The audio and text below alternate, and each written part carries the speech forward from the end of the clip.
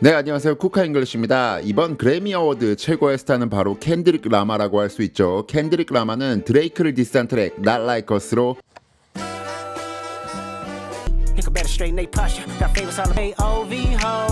올해의 레코드상, 올해의 노래상, 베스트 랩 퍼포먼스, 베스트 랩송, 베스트 뮤직비디오 총 5관왕을 차지했습니다. 찰디시 갬비노의 This is America에 이어 올해의 노래상, 올해의 레코드상을 수상한 두 번째 랩 트랙임과 동시에 디스곡 하나로 5관왕을 한다는 게 의미하는 바가 큰 것이라 볼 수 있습니다. 그리고 참고로 차일디시 갬비노의 This is America도 드레이크의 디스곡으로 원래 시작된 거라고 한 인터뷰에서 밝혀졌죠. 이 정도면 드레이크를 디스해야 잘 되는 게 아닌가 싶기도 하네요. 그리고 정말 인상 깊었던 장면은 수상을 하라고 하는 켄드릭 라마의 BGM으로 깔린 수상곡 Not Like Us가 흘러나오면서 모든 그래미의 관중이 A 마이너를 외친 장면이죠. 네, 이 가사를 간략히 설명드리자면 strike a chord라는 표현은 누군가의 감정을 자극하거나 영향을 준다는 의미입니다. 이것은 아마도 드레이크가 켄드릭을 조롱하고 디스한 걸 의미할 수 있는데요. 드레이크는 투팍의 목소리를 빌려 켄드릭이 웨스트 코스트의 구원자라고 말하는 트랙을 만들면서 비꼬기도 했죠.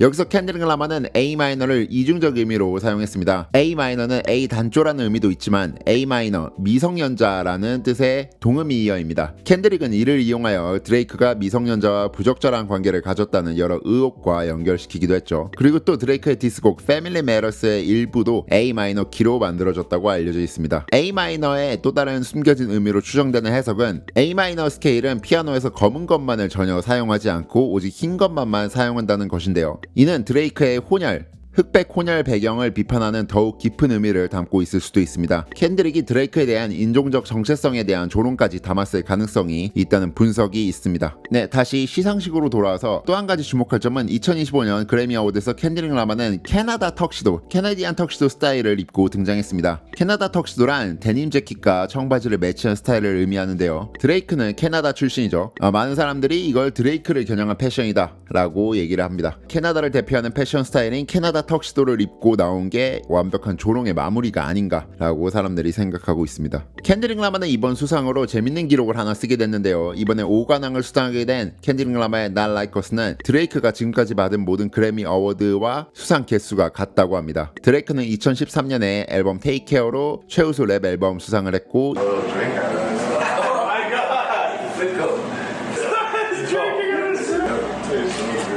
2017년에 Hotline Bling으로 최우수 랩 노래 퍼포먼스, 최우수 랩 노래 상을 탔었고요. 2019년에 God's Plan으로 최우수 랩 노래를 수상했고 2023년에 Future의 Way For You로 최우수 멜로딕 랩 퍼포먼스를 수상했었습니다. 이 5개는 켄드릭 라마의 Not Like Us 한 곡의 수상 기록과 개수가 이제 같아졌습니다. 네, 그래서 오늘 제가 하고 싶은 얘기는 랩을 잘하는 래퍼들의 시대가 다시 돌아온 걸까입니다. 오늘은 이 주제로 한번 얘기해 보겠습니다. 가보시죠.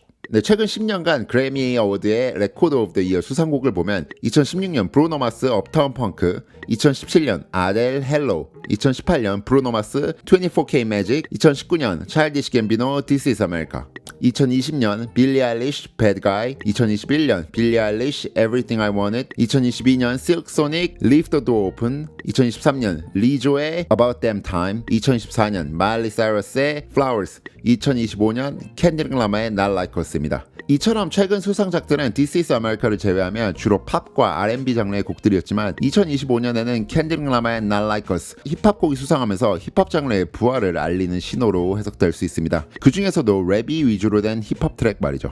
한때 힙합은 누가 더 랩을 잘하는가를 두고 경쟁하는 장르였습니다. 예전에는 나스, 에미넴, 제이지, 일웨인과 같은 가사, 플로우, 랩 테크닉 중심의 래퍼들이 대세였죠. 저 어렸을 때만 해도 에미넴 랩을 들으면서 물론 노래 자체도 좋고 에미넴의 랩을 테크닉만으로 판단하기는 어렵지만 아니 어떻게 랩을 이렇게 하지? 라고 생각하면서 감탄하고 그랬었거든요.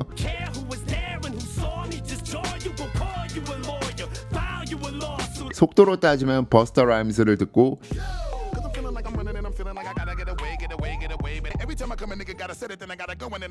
제이지와 나스는 그냥 랩 자체를 맛있게 잘했었고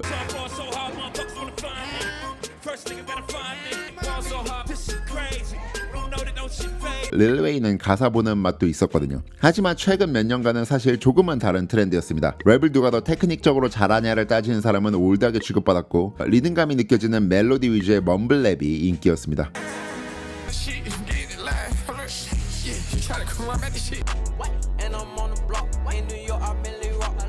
그런 와중에 퓨처, 미고스, 릴 우지 버트, 플레이보이 카티와 같은 클럽튠이나 파티에 걸맞는 아티스트가 대세가 되었고 더 많은 인기를 누렸습니다.